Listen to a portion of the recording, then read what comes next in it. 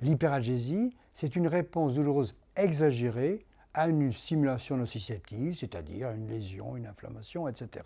Cette sensation douloureuse exagérée à une stimulation douloureuse est généralement présente chez les douloureux chroniques, c'est-à-dire que toute lésion, toute inflammation va être ressentie comme douloureuse alors qu'elle pourrait passer inaperçue.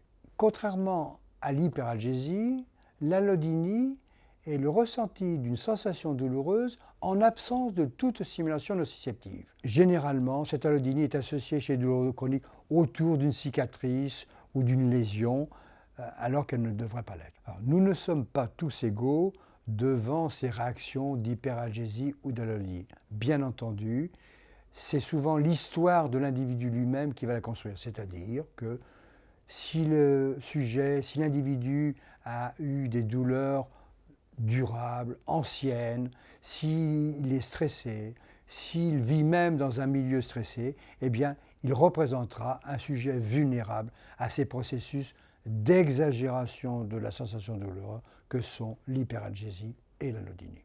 Alors, il est bien entendu que d'un point de vue médical, il serait très intéressant de prévenir le développement de ces douleurs exagérées, c'est-à-dire des hyperalgésies, ou ces douleurs presque spontanées que sont l'allodynie.